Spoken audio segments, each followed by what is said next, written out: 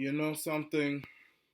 If the people of Canada do anything in this election, anything at all, I don't particularly care about what you Canucks decide to do.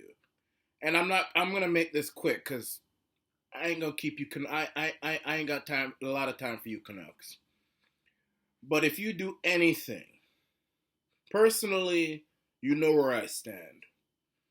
You know that I want to see a minority. I want to see, as an independent, I want to see a conservative minority because and I mean this truly, they are the lesser of the evils. And when I say that, I don't mean that there are some people out there whom I could vote for, but don't vote for because I don't think they'll win. I truly mean out of all the people who can win and who cannot win, who have who have candidates running in most of the ridings, they're the lesser of the evils.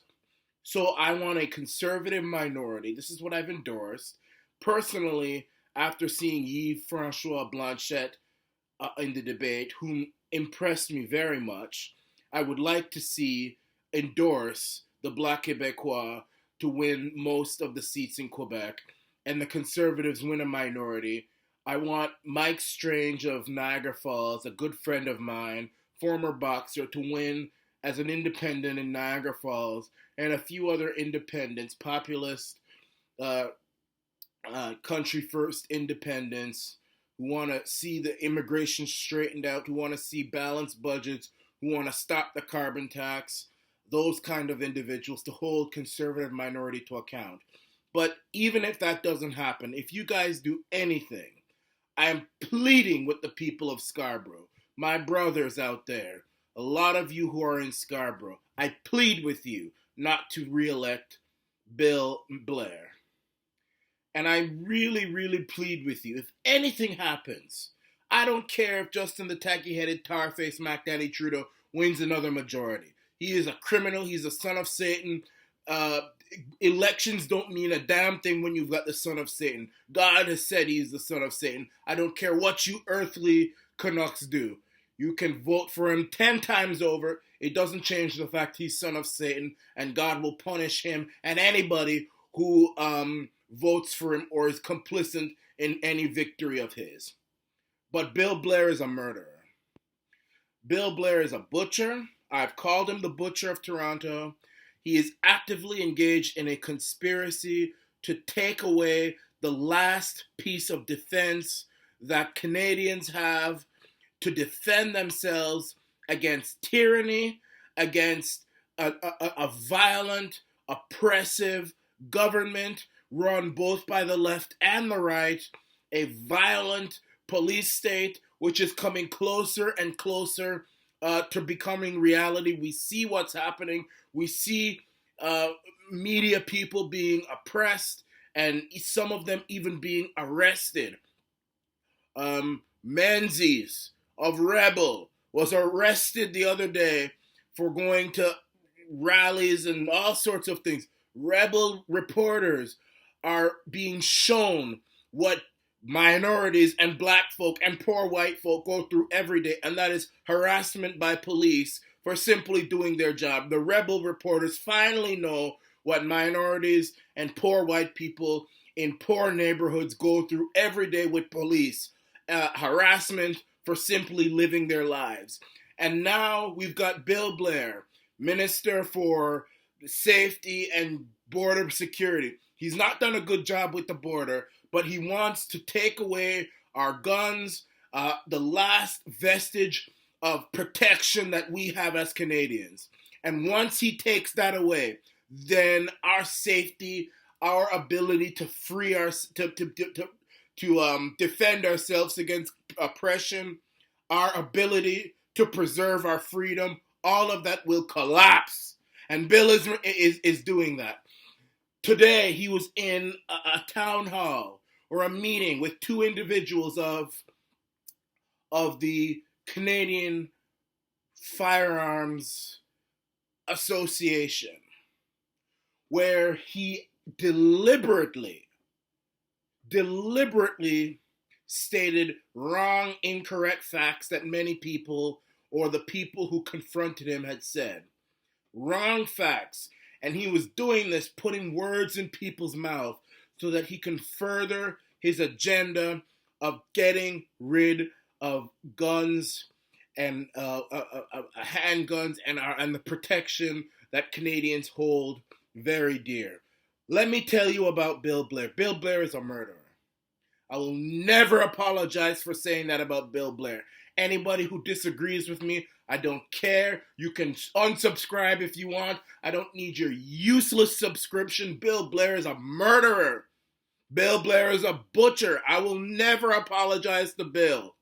Bill should rot in jail. He butchered people. And he thought he could bully those two people at that town hall like he bullied the people in downtown Toronto when they were protesting globalism, among other things, during the G8 or the G20. Bill Blair is a murderer. He used the police to butcher people in Toronto. He should rot in jail. And nothing will ever tell me to apologize, and no damn one will tell me to apologize to Bill. He's a butcher, he's a murderer, and people in Scarborough, there's a lot of black people, there's a lot of minorities, there's a lot of poor white folk who get harassed by police, who know what that's like. I'm not saying all police are like that, but if you have any integrity, and if you want to show the government that we are not going to allow you to do what you're doing, and then on top of that, take away our guns and say that you're trying to make the country safer, you get rid of Bill Blair. Bill Blair doesn't give a damn about you. And I'm speaking to people who are lower middle class, poor, of an ethnic minority. He doesn't give a damn about you. He only cares about power. He only cares about intimidation. And he's in the perfect position to do that. He is in the Matt Daddy's cabinet. He is a government minister. He has not answered for his crimes of Toronto during G20. And he must answer for them now in 2019. Don't allow this person to now actively take away our weapons. We know what's happening in this country.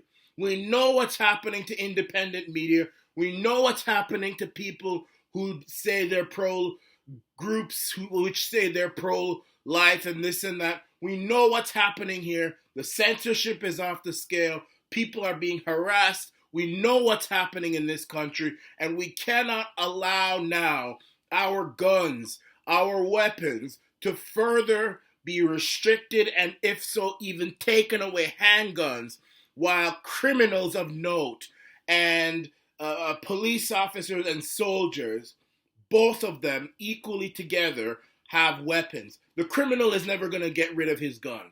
The criminal is always going to find a way to have a gun in his pocket. The police are always going to have their guns on their side.